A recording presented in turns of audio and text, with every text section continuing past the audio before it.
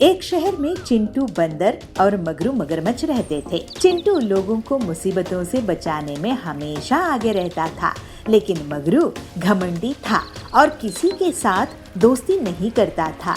मगरू को पानी में तैरना बहुत अच्छा लगता था, लेकिन चिंटू पानी से बहुत डरता था। वो लोगों को तैरना सिखाता था, लेकिन उसके घमंडी बर्ताव के कारण कोई भी उसे पसंद नहीं करता था। एक बार चिंटू स्विमिंग पूल जाता है। तुम यहाँ क्यों आए हो? जानते नहीं बंदर अच्छे तैराक नहीं होते हैं। मुझे अपना पानी का डर खत्म करना है, इसलिए मैं तैरना चाहता हूँ। ठीक है, कूदो पानी में।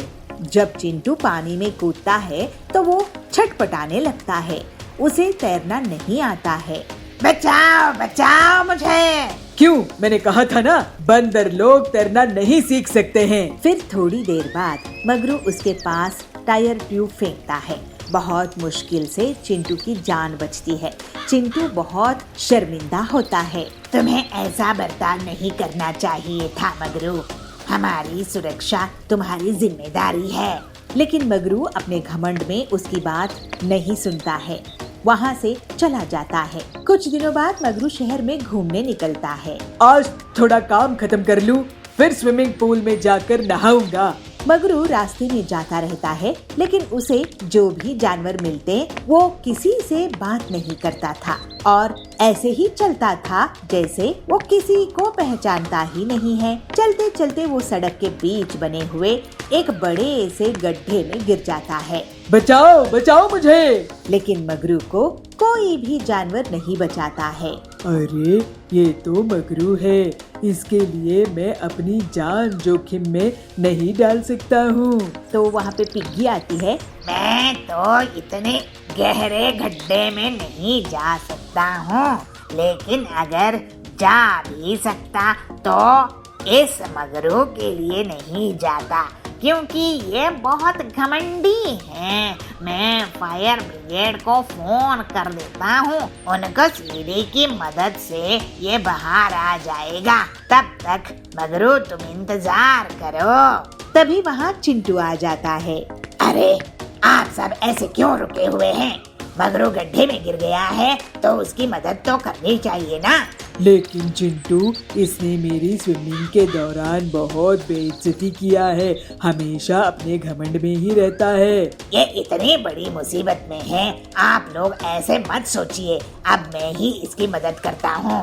लेकिन इसने तुम्हें भी तो स्विमिंग पूल में खतरे में डाल दिया था ना, क्या तुम भूल गए? हाँ, नहीं भूला, लेकिन अगर इसकी जान खतरे में है तो मुझे इसकी मदद करनी ही पड़ेगी। और चिंटू गड्ढे में उतरकर मगरू को हाथ देता है, जिससे मगरू को गड्ढे से बाहर आने में मदद मिलती है। तुम्हारा बहुत शुक्रिया चिंटू, मैं बहुत शर्मिंदा हूँ। मुझे तुम माफ कर दो और मैं आप सभी से अपनी घमंडी बर्ताव के कारण माफी मांगता हूँ। और फिर मगरू चिंटू के इतने अच्छे बर्ताव के कारण सुधर जाता है। दोनों दोस्त बन जाते हैं। अब मगरू शहर में चिंटू के साथ घूमता था और धीरे धीरे उसमें बदलाव आने लगता है और वो बाकी के जानवरों के साथ भी मिलजुल कर रहने लगता है। पापा, इस बॉक्स पर भी ऐसा ही ताला लगा है। बेटा, अब मैं तुम्हें बताता हूँ कि इसके अंदर क्या है बच्चों। इसके अंदर मेरे बचपन का खजाना है। क्या कहा पापा? इसके अंदर आपका खजाना है? क्या सच में? अगर ऐसी बात है तो फिर ठीक है। एक दिन मोना शेरनी, जो कि चिंटू और ननकी की मम्मी है, वह काम कर रही थी तो चिंटू वहाँ जाता है। मम्मी मम्मी, वो जो ऊपर जो कमरा है उसमें क्या रखा हुआ है? जब देखो वह कमरा बंद ही रहता है। चलो ना उसे खोल कर देखते हैं आखिर क्या है उस कमरे में। नहीं चिंटू, जाकर अपनी पढ़ाई करो। चलो, ऐसे काम में तुम्हारा बहुत दिमाग चलता है। मैंने मना किया ना तुम्हें। जिस काम के लिए मना किया जाए वह मत किया करो, लेकिन तुम फिर भी नहीं समझते हो। चलो अब जाओ यहाँ से, मुझे काम करने दो। चलो। जब भी मैं आपसे उस कमरे के बारे में पूछता हूँ तो आप मुझे ऐसे ही पढ़ाई के नाम पर भगा देते हो। मुझे बता क्यों नहीं देते कि आखिर उसमें क्या रखा हुआ है? चिंटू बंदर अपनी मम्मी से बोल ही रहा था कि तभी वहाँ ननकी लोमड़ी भी आ जाती है। मम्मी, इस डब्बे को खोलो ना, इस पर ताला लगा लगा हुआ है? इसे खोलकर दिखाओ मुझे, इसके अंदर क्या रखा हुआ है? वह कम था क्या जो दूसरी तू आ गई? मैंने तुमसे कितनी बार मना किया है कि ये सब पापा का सामान है, इसे हाथ मत लगाया करो। ये सब पापा के जरूरी हो सकता है, इसलिए अब तुम्हें इन्हें रखो और जाओ अपनी पढ़ाई पर ध्यान दो। मम्मा प्लीज मुझे बताओ ना इसके अंदर क्या रखा हुआ है? इसे खोलकर तो देखो ना, इसके बाद हम इसको हाथ नहीं लगाएंगे। बोला ना बच्चों, नहीं का मतलब नहीं। चलो जाओ, अब मुझे काम करना है और फिर बाजार भी जाना है। तुम खुद अपने पापा से ही पूछ लेना। चलो अब मुझे काम करने दो। थोड़ी देर में मम्मी बाजार के लिए चली जाती है और चिंटू बंदर और ननकी लोमड़ी मौका पाते ही उस डब्बे को फिर से खोलने में लग जाते हैं, मगर ताला लगा होने की वजह से वह उनसे खुलने वाला नहीं था। वह मायूस होकर अपने पापा रॉकी भालू के पास जाते हैं। पापा, आपने इसके अंदर ऐसा क्या रखा हुआ है जो मम्मी इसे हमें कभी नहीं छूने देती? आप इसे खोलिए ना। अच्छा, तो तुम इसे क्यों खुलवाना चाहते हो? पापा इसे खोल दीजिए ना, हमें बस देखना है इसमें क्या रखा है। अच्छा ठीक है, मैं इसे खोल दूंगा, मगर मेरे पास एक और ऐसा ही बॉक्स है, वो भी मैं अभी लेकर आता हूँ, रुको। रॉकी भालू अंदर अपने कमरे में से एक और बॉक्स लेकर आता है जिस पर भी ऐसा ही ताला लगा हुआ था। पापा, इस बॉक्स पर भी ऐसा ही ताला लगा है। बेटा, अब मैं तुम्हें बताता हूँ कि इसके अंदर क्या है बच्चों। इसके अंदर मेरे बचपन का खजाना है जो मैं तुम्हें दे दूंगा, मगर मेरी एक शर्त है, तुम्हें इन दोनों बॉक्स में से अपना एक एक बॉक्स पहले ही चूज करना पड़ेगा। तो तुम अपने लिए एक एक बॉक्स चूज कर लो। क्या कहा पापा, इसके अंदर आपका खजाना है क्या सच में? अगर ऐसी बात है तो फिर ठीक है, मैं तो ये वाला बॉक्स लूंगी। तो ठीक है पापा जी, ये वाला बॉक्स मैं लूंगा। ठीक है बच्चों, अब इसमें से जो भी निकलेगा वो तुम्हें रखना होगा। चलो बच्चों हटो, मुझे ताला खोलने दो। रॉकी सबसे पहले चिंटू वाला बॉक्स खोलता है तो उसके अंदर बहुत सारी किताबें होती हैं, जिसे देखकर चिंटू बहुत उदास हो जाता है। फिर रॉकी ननकी वाला बॉक्स खोलता है तो उसके अंदर उसे बहुत सारे खिलौने मिलते हैं, जिसे देख चिंटू और उदास हो जाता है। तब ननकी अपने भाई को देखकर उससे कहती है, भाई क्या हुआ, आप उदास क्यों हो रहे हो? आप तो मेरे भाई हो और जो मेरा है वो आपका भी तो है ना, और जो आपका है वो मेरा है, तो ये खिलौने भी तो आपके हुए ना। चिंटू ये सुनकर बहुत खुश होता है। भैया, अब साथ में इन किताबों को हम पढ़ेंगे और इन खिलौने से भी खेलेंगे। हाँ ननकी, हम पापा के खजाने से बहुत मस्ती करेंगे। तुम तो सच में बहुत समझदार हो मेरे बच्चों। मैं यही तो देखना चाहता था कि तुम दोनों अपने अपने खजाने के साथ क्या करोगे, मगर तुमने उन्हें साथ में खेलने के बारे में सोचा, मुझे बहुत अच्छा लगा। अब तुम मेरे खजाने का फायदा उठाओ और जाओ अपने दोस्तों के साथ खेलो और मस्ती करो। दोनों खिलौने लेकर अपने दोस्तों के साथ मस्ती करने के लिए बाहर चले जाते हैं। एक गांव में पिंकी नाम की बंदरिया अपनी मम्मी चंपा लोमड़ी और पापा चिंकू हाथी के साथ रहती थी। पिंकी की मम्मी चंपा बहुत ही सुंदर थी, साथ ही वो बहुत अच्छा मेकअप करना भी जानती थी, इसलिए सभी उसकी बहुत तारीफ करते थे। पिंकी भी जब जब मम्मी को मेकअप करते देखती तो उसका भी मन मेकअप करने का करता। एक दिन जब वो बाजार जा रही थी तो उसकी मम्मी अपना मेकअप करने लगी। तब पिंकी ने अपनी मम्मी से कहा, मम्मी मुझे भी मेकअप करना है और आपके जितना सुंदर बनना है। नहीं, बिल्कुल नहीं, तुम अभी बहुत छोटी हो और छोटे बच्चों को मेकअप नहीं करना चाहिए। ये तो हम जैसे बड़े लोगों के लिए है, इसलिए कभी भी इसको यूज नहीं करना। जब बड़ी हो जाओगी तब मेकअप लगाना। पिंकी मम्मी की बात मान जाती है और उनके साथ बाजार जाती है। बाजार में पिंकी को उसके स्कूल में पढ़ने वाली एक दोस्त मिल जाती है जिसका नाम चुनमुन खरगोशनी था। चुनमुन भी अपनी मम्मी के साथ बाजार आई हुई थी। अरे पिंकी मम्मी, आप हैं? आप तो मेकअप में बहुत सुंदर लग रही हैं। ऐसा लग रहा है जैसे कोई मैडम चली आ रही हो। अरे आप भी चुनमुन की मम्मी, इतनी भी कहाँ सुंदर लग रही हूँ मैं। नहीं पिंकी की मम्मी, आप भला की खूबसूरत लग रही हैं। लाइए मैं आपको काला टीका लगा देती हूँ, कहीं आपको किसी की नजर ना लग जाए। ऐसा कहकर चुनमुन की मम्मी चुनमुन को लेकर वहाँ से चली जाती है और पिंकी अपनी मम्मी की तारीफ सुनकर बहुत खुश हो जाती है। अगले दिन चुनमुन स्कूल में अपने सभी दोस्तों से पिंकी की मम्मी के बारे में बात करती है। आले शीमा, पता है पिंकी की मम्मी बहुत ही सुंदर मेकअप करना जानती है। कल जब हम उसकी मम्मी से बाजार में मिले तो मेरी मम्मी तो उन्हें पहचान ही नहीं पाई। ऐसा लग रहा था जैसे कोई मैडम चली आ रही हो। पिंकी तेरा अच्छा है, तेरी मम्मी कितनी सुंदर है। हाँ वो तो है, मेरी मम्मी बहुत ही सुंदर है। वैसे पिंकी, तुम्हारी मम्मी ने कोई पार्लर का कोर्स किया है क्या, या उन्हें खुद ही ये सारा मेकअप करना आता है? मेरी मम्मी को मेकअप करने का बहुत शौक है, इसलिए उन्होंने ये सब खुद से ही सीखा,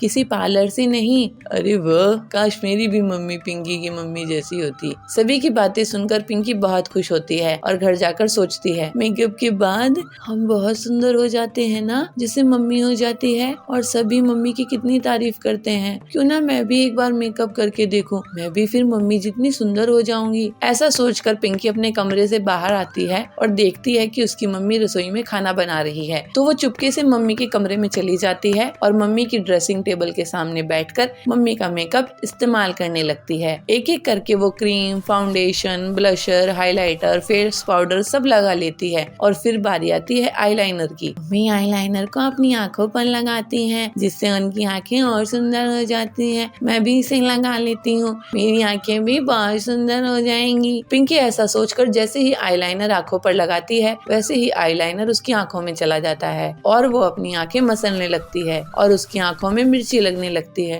मम्मी मम्मी मेरी हेल्प करो। पिंकी चिल्लाती है और उसकी आवाज उसकी मम्मी सुन लेती है और भागते हुए उसके पास आती है। अरे पिंकी, ये तेरे चेहरे का क्या हाल हो गया? पिंकी मम्मी को सब सच सच बता देती है। मम्मी उसका मुंह साफ करती है और उसकी आंखें धुलवाती है और उससे कहती है, पिंकी मैंने आपको मना किया था ना कि मम्मी का मेकअप यूज नहीं करना। बच्चा, मेकअप आपके लिए नहीं होता, यह बड़े लोगों के लिए होता है और आप तो अभी बहुत छोटे हैं और वैसे भी इसमें बहुत केमिकल होते हैं जो आपकी स्किन खराब कर सकते हैं। आपकी स्किन बहुत सेंसिटिव है, आपको इसको इस्तेमाल नहीं करना चाहिए। सॉरी मम्मी, आज के बाद नहीं करूंगी, प्रॉमिस। पिंकी मम्मी से सॉरी कहती है और वो समझ जाती है कि मम्मी जो कहती है तो हमारी भलाई के लिए ही कहती है, इसलिए उनकी बात जरूर माननी चाहिए। थोड़ी देर में निधि जन्मदिन का केक काटती है। सभी वह केक खाते हैं। चिंटू खरगोश भी वह केक खाता है। पार्टी खत्म होने के बाद निधि बंदरिया सभी को चॉकलेट देती है। निधि बंदरिया का जन्मदिन आने वाला है और निधि बंदरिया के पापा रॉकी भालू काम से आ गए हैं। निधि की माँ शारदा लोमड़ी रसोई में खाना बना रही है। आज निधि बहुत ज्यादा खुश है, उसकी खुशी का कोई ठिकाना नहीं है। बेटी निधि, कल तुम्हारा जन्मदिन है, तो बताओ बेटा तुम क्या खाना चाहती हो? तुम्हारे जन्मदिन पर मैं शारा तुम्हारा मनपसंद का खाना बनाना चाहती हूँ। मम्मी आपका जो भी मन हो आप अपनी मर्जी से बना लो, मैं तो कुछ भी खा लूंगी। मम्मी आपने मेरे जन्मदिन के लिए इतनी बड़ी पार्टी प्लान की, मेरे लिए यही काफी है। मम्मी बस आप मुझे आपसे कुछ नहीं चाहिए। देखा ना शारदा, हमारी बच्ची अब बड़ी हो गई है, हमारी कितनी फिक्र करती है। अच्छा निधि बेटा बताओ, तुम्हें अपने इस जन्मदिन पर क्या गिफ्ट चाहिए? हम तुम्हें वही ला कर देंगे। पापा मम्मी आप मुझे खुशी खुशी जो भी देंगे मुझे वो बहुत अच्छा लगेगा। आप मेरे गिफ्ट के लिए इतना परेशान मत होइए। मैं तो बस चाहती हूँ कि आप मेरे जन्मदिन पर आकर बहुत मस्ती करें। और हाँ पापा, मैं चाहती हूँ कि हमारे घर में जो मोना आंटी काम करती हैं, कल वह भी मेरे जन्मदिन पर शामिल हो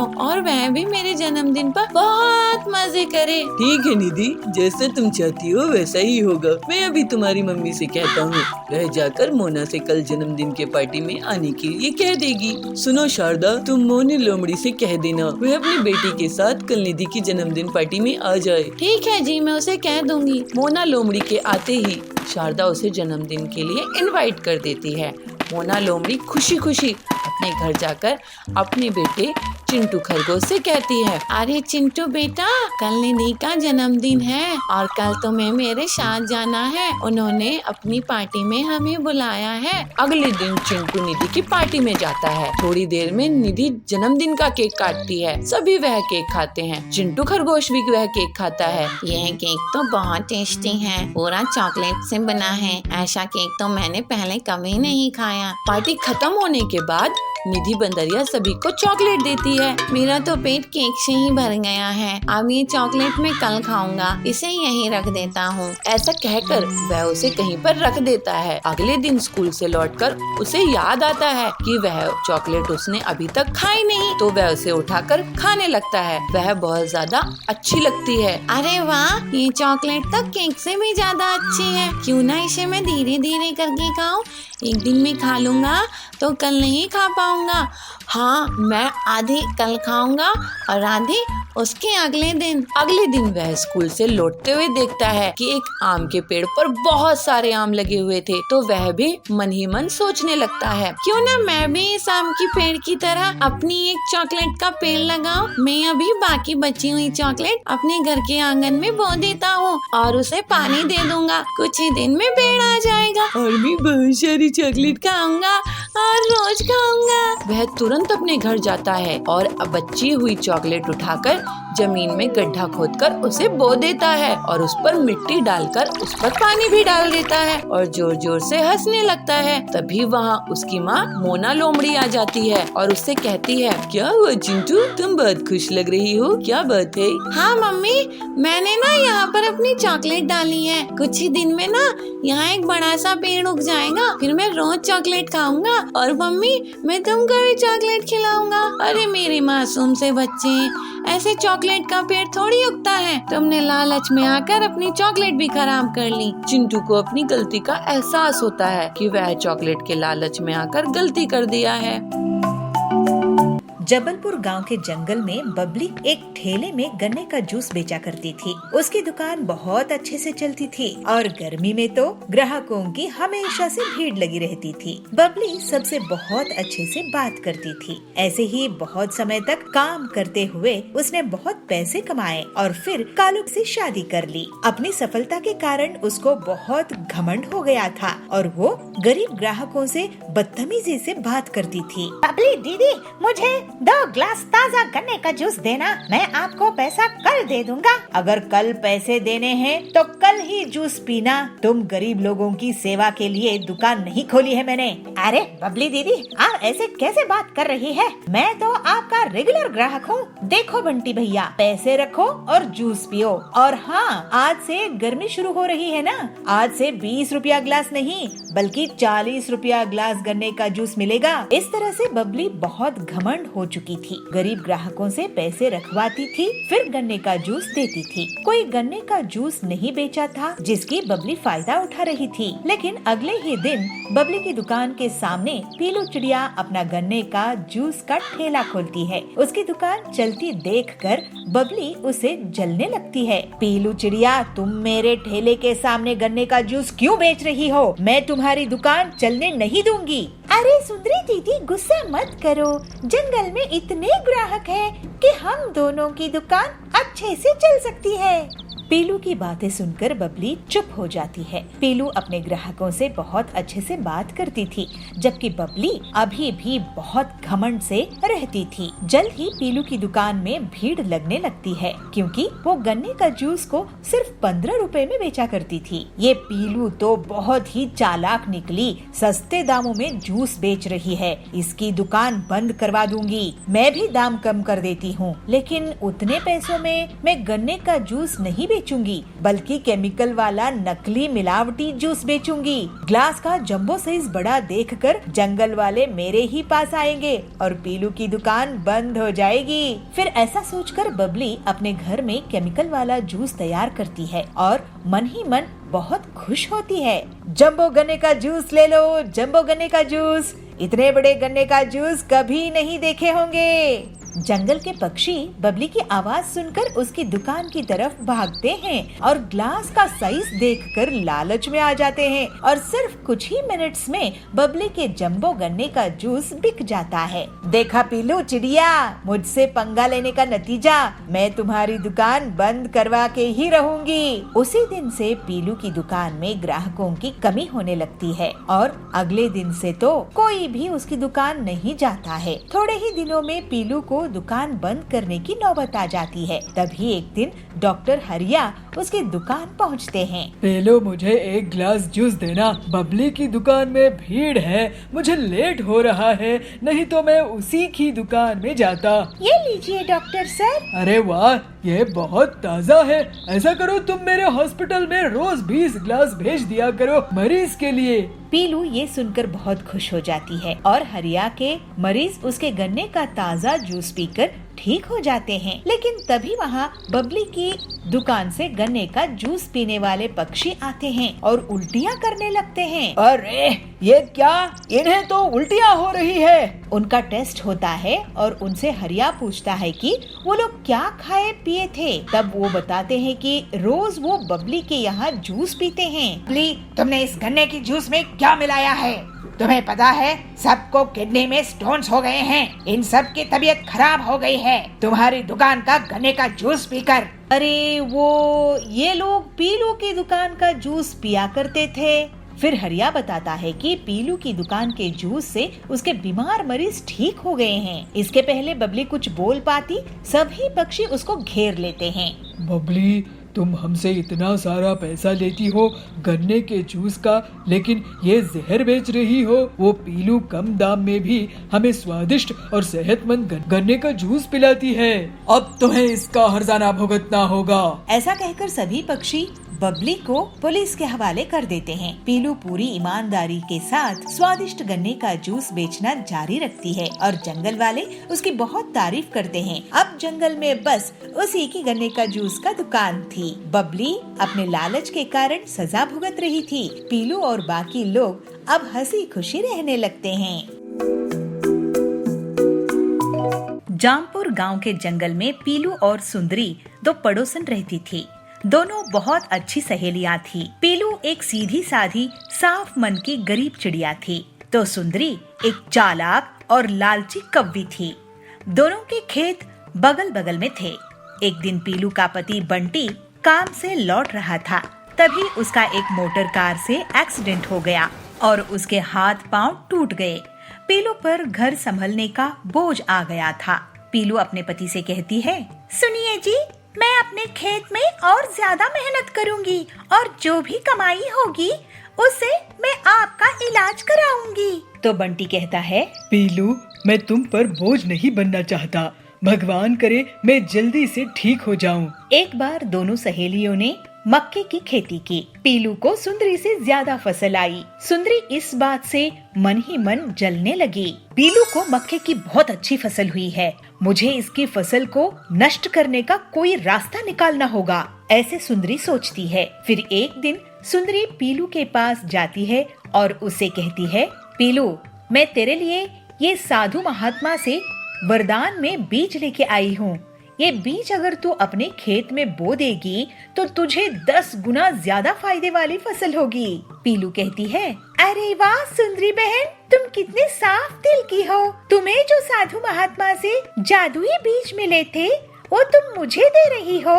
तो सुंदरी बोलती है, हाँ बहन, क्या है ना, तुम बहुत ईमानदारी से अपनी खेत का ख्याल रखती हो और तुम्हें भाई साहब की सेहत का ख्याल भी रखना है, तो इसलिए ये बीज मैं तुम्हें दे रही हूँ।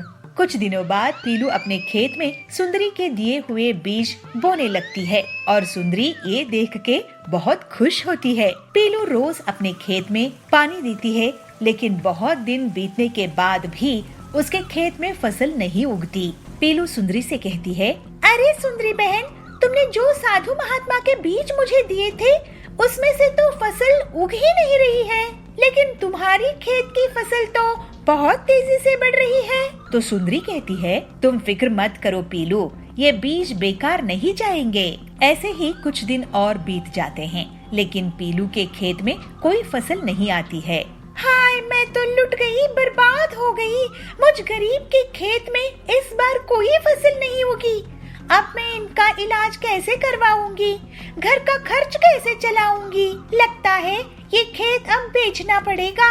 तो बंटी कहता है, पीलू, इतनी दुखी मत हो, हम अपना खेत नहीं बेचेंगे, चाहे जो हो जाए। तुम मुझे वो बीज दिखाओ, मैं शायद कुछ मदद कर सकूं। पीलू बीज दिखाती है। ये देखिए जी, ये है वो बीज। तो बंटी बोलता है, अरे ये बीज नहीं है पीलू, ये मछली के अंडे हैं। सुंदरी ने हमारे साथ चालाकी की है।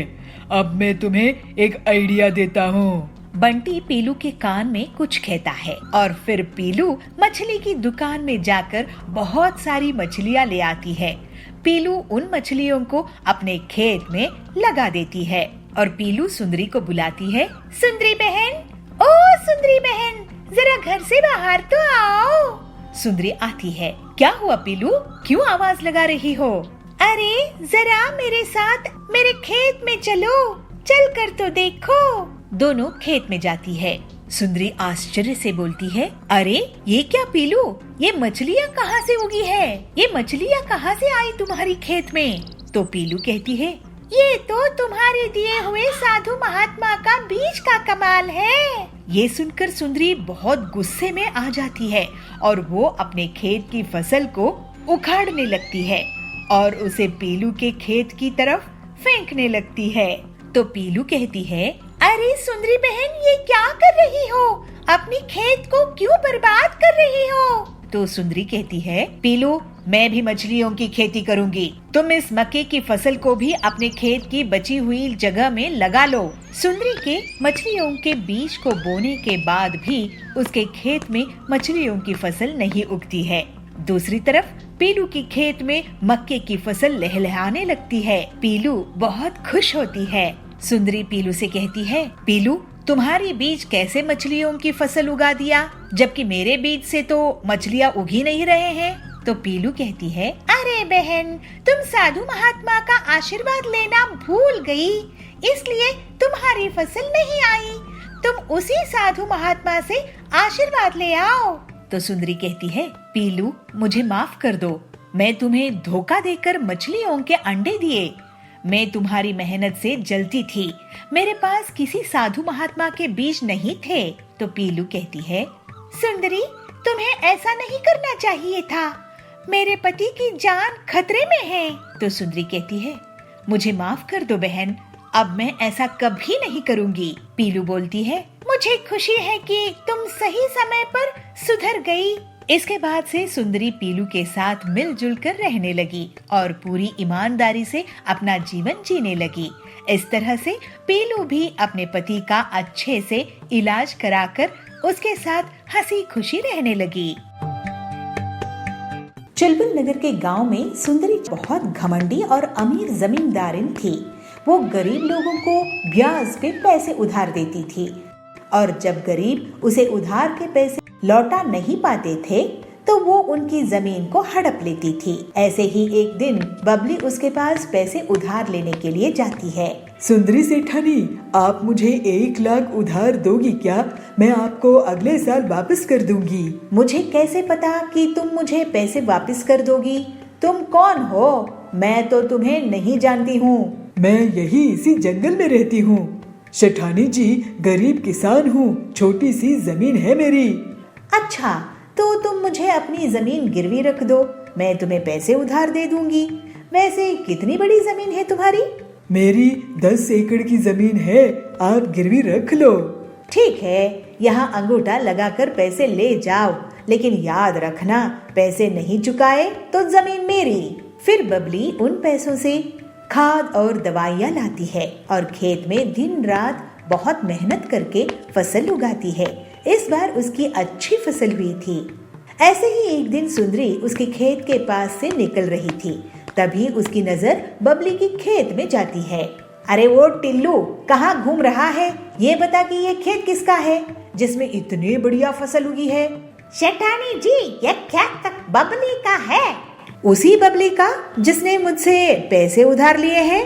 अरे वाह, इसका मतलब ये जमीन और ये फसल और इसका मुनाफा मेरा हुआ। फिर सुंदरी बबली से मिलती है।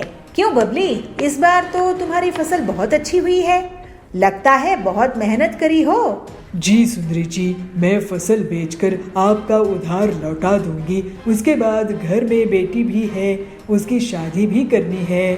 ठीक है, ब्याज मिलाकर 3 लाख दे देना।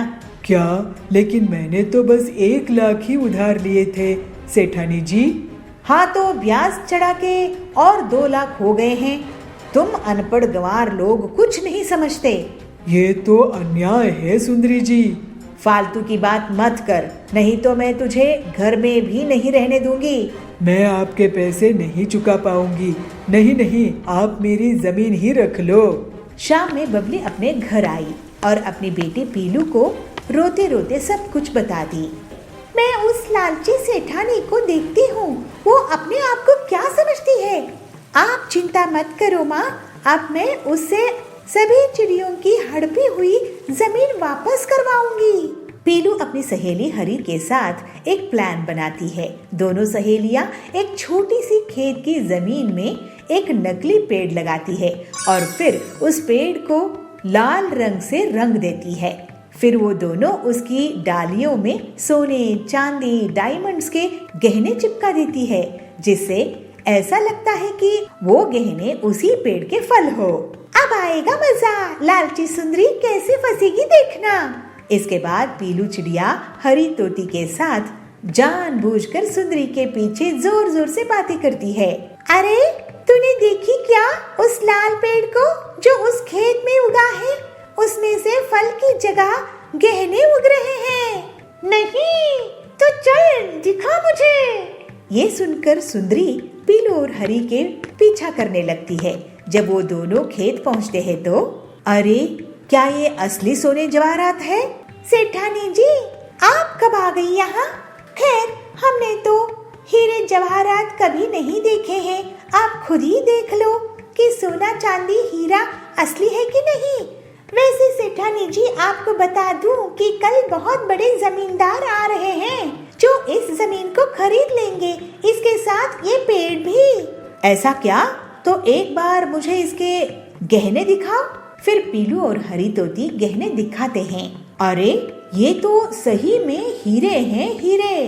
चलो अच्छी बात है, अब हम ये जमीन उस शहर वाले सेठ को बेच देंगे। नहीं नहीं, ये जमीन तो मुझे चाहिए। लेकिन आपके पास इतने पैसे हैं क्या सेठानी जी? अरे पीलू, तुम गरीब लोग गरीब ही सोचोगे। इसके लिए तो मैं अपनी पूरी जमीन जायदाद बेच दूंगी, लेकिन मैं इस पेड़ की जमीन को खरीद के ही रहूंगी। ठीक है, तो फिर सौदा पक्का। आपकी पूरी संपत्ति के बदले में ये जमीन। ये लीजिए इस जमीन के कागजात। लेकिन पहले आप अपनी संपत्ति के कागज मेरे नाम कर दीजिए। फिर सुंदरी अपनी पूरी संपत्ति, जमीन, जायदाद, गाड़ियाँ, हवेली पीलू के नाम कर देती है और उस छोटी से पेड़ वाली जमीन को बदले में ले लेती है। अगले दिन कुछ लोग उस पेड़ के पास इकट्ठा होते हैं। क्यों गरीब लोग, कैसा लगा मेरा ये गहनों का पेड़? जरा हमें भी दिखाना गहने सेठानी जी। ये देखो। फिर सुंदरी उन्हें गहने दिखाती है।